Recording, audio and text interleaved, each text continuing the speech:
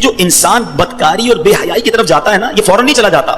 بڑی پیاری بات علماء کہتے ہیں، پہلے آنکھ بہکتی ہے، پھر دل بہکتا ہے، پھر انسان بدکاری کی طرف جاتا ہے، پھر وہ گناہ کا بڑا کام کرتا ہے. کہ تنہائی کے گناہ سے بچنا یہ بڑی کمال کی بات ہے، اور یہ بڑے کہتے ہیں اللہ والوں کا طریقہ ہے. اللہ نصیب کر دے کہ جب گناہ کا موقع ہے، کوئی نہیں دیکھ رہا، اس وقت اے کاش دل پر یہ خیال جاں گزی ہو جائے کہ رب دیکھ رہا ہے. ایک بار حضرت ابراہیم بن ادم رحمۃ اللہ تعالی کی بارگاہ میں ایک شخص آیا، آ کر کہتا ہے حضور میں گناہ سے نہیں بچ پاتا. پلیز ذرا غور سے سنیے گا، بہت خوبصورت کیور اور پریکاشن ہے گناہوں سے بچنے کے حوالے سے اس واقعے میں. کہتا ہے حضور میں بچنا چاہتا ہوں، گناہ ہو ہی جاتا ہے. ہو سکتا ہے میرے بھائی یا نوجوان بھی ایسے ہوں کہ جو چاہتے ہیں گناہ نہ کریں مگر گناہ ہو جاتا ہے. حضرت ابراہیم بن ادم نے کہا اچھا ایسا کرو، گناہ کرنا چاہتے ہو؟ کہتا ہاں بچ نہیں پاتا، مجھے کرنا پڑتا ہے گناہ.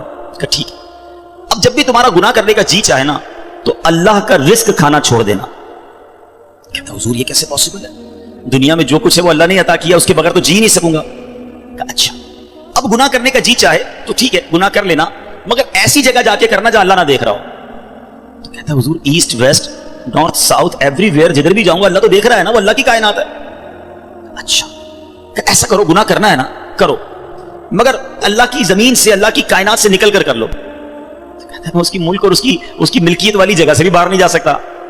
اچھا گناہ کرنے کا جی چاہے ٹھیک ہے، کرنا چاہے تو کر لینا، مگر جب ملک الموت تمہاری روح قبض کرنے آئے نا تو ان کو منع کر دینا کہ نہیں میری روح قبض نہ کرے، میں نے ابھی توبہ کرنی ہے. تو کہا حضرت nobody have power to deny. کون ہے جو ملک الموت کو منع کر سکے گا کہ میری روح قبض نہ کرو؟ جو وقت ہے وہ تو آ کر رہے گا. فرمایا اچھا پھر ایسا کرو گناہ جتنے کرنے کر لو، مگر قیامت کے دن جب فرشتے تمہیں جہنم کی طرف لے جانے لگے نا تو ان کو منع کر دینا کہ نہیں میں نہیں جاتا. کہا حضرت یہ کس کے پاس پاور ہے؟ وہ تو گھسیٹتے ہوئے جہنم میں لے جائیں گے، وہاں تو جو حکم ہو گیا اس پر عمل ہوگا. اب حضرت ابراہیم بن ادم نے پہلے کہتے ہیں نا مقدمہ، ایک آپ کہتے ہیں نا پہلے جزیات جمع کیے، باقاعدہ اس کا مائنڈ سیٹ بنایا، اب اسے خوبصورت سمری بیان کی.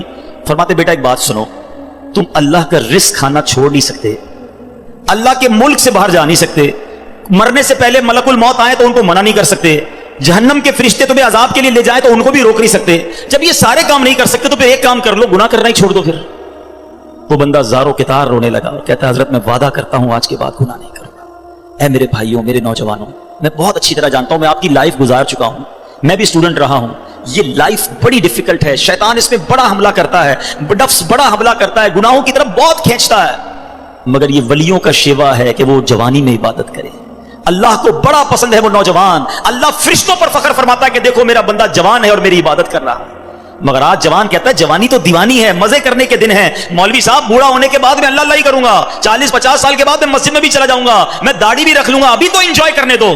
چلو آج آپ اور میں ایک ڈسکس کر لیتے ہیں. If you want to enjoy in this life، آپ چاہتے ہیں کہ ابھی مزے کرنے تھے بعد میں نے توبہ کر لینی ہے، تو ایک چھوٹی سی ڈیبیٹ آپس میں کر لیتے ہیں. چلیں جناب، آپ میں سے کون ہے اتنے بڑے ہال میں جس کے پاس یہ گارنٹی ہے کہ وہ 50 سال کا ہونے تک زندہ رہے گا؟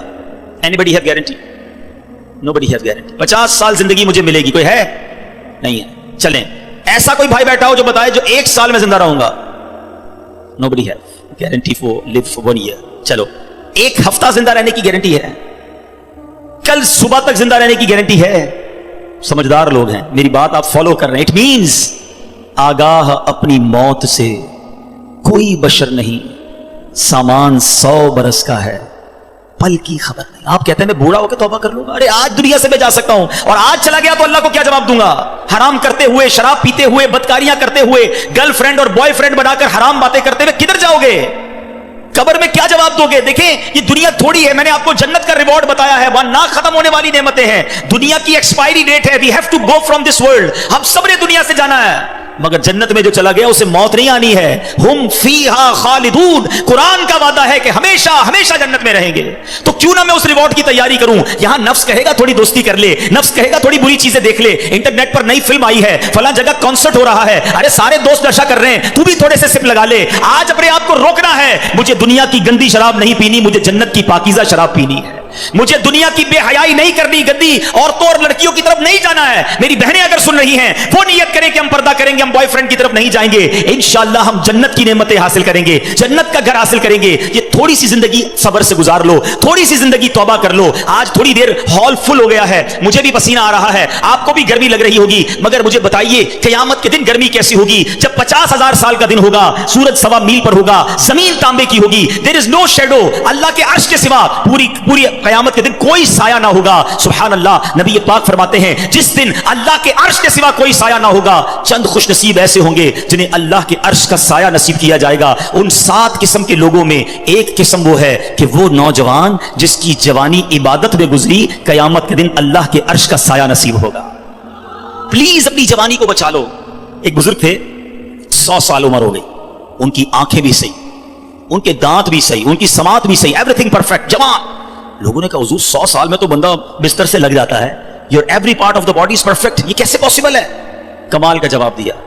کہتے ہیں میں نے جوانی میں اپنے in part of the body کو اللہ کی نافرمانی میں صرف نہیں کیا, بڑھاپے میں اللہ تعالیٰ نے میرے نازا کو سلامت کر رکھا ہے. آپ اچھا بڑھاپا گزارنا چاہتے ہیں نا, تو پاکیزہ جوانی گزاریے. خدا را اپنے آپ کو بچائیے. اپنی شرمگاہ کی حفاظت کیسے ہوگی؟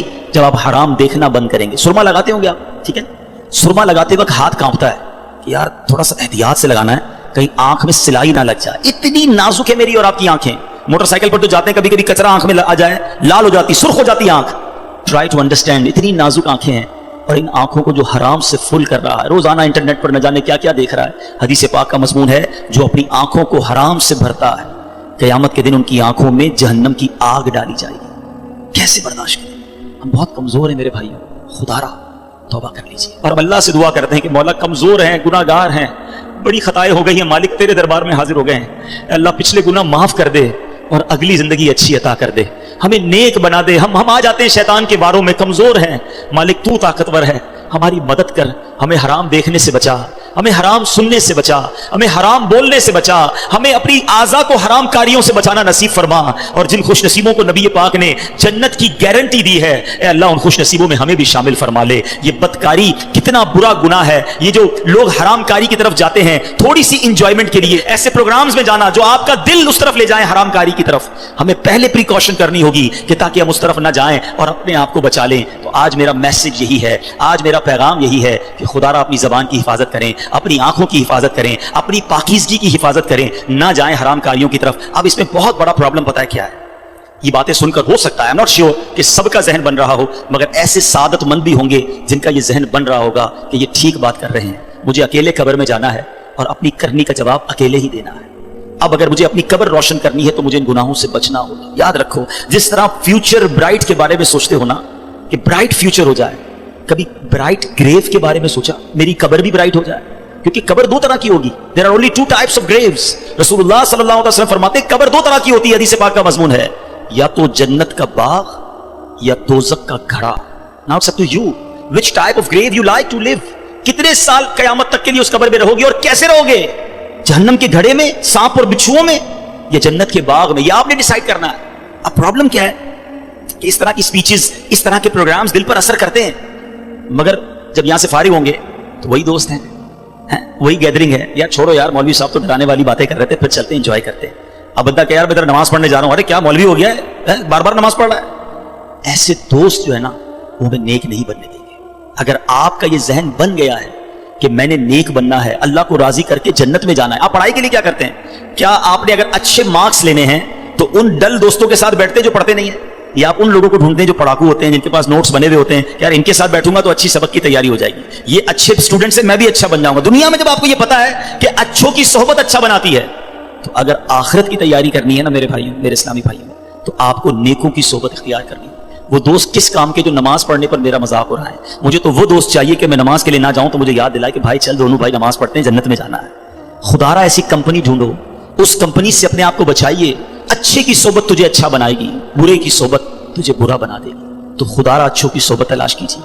آج کے دور میں بہت بڑی نعمت دعوت اسلامی کا ماحول ہے, جو ہمیں ایسے دوست دیتا ہے جو ہمیں آخرت کی یاد دلاتے ہیں. احادیث کا مضمون ہے دوست وہ ہوتا ہے جسے دیکھ کر خدا یاد آ جائے.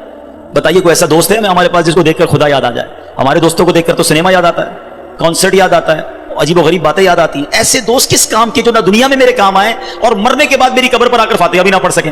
ہم نے دیکھا ہے کہ کسی کا جنازہ ہو تو دوست باہر کھڑے ہوتے ہیں, لوگ کہیں یار آپ جنازہ پڑھیں, کہتے ہیں یار ہمیں تو پڑھنا ہی نہیں آتا. ایسے دوست کس کام کے جو میرا جنازہ نہ پڑھ سکیں؟ اللہ کرے میرے ایسے دوستوں کہ مجھے سنت کے مطابق غسل دیں, کفن دیں, مجھے قبر میں اتاریں اور نمازیں پڑھ پڑھ کے مجھے ایصال ثواب کرتے رہیں.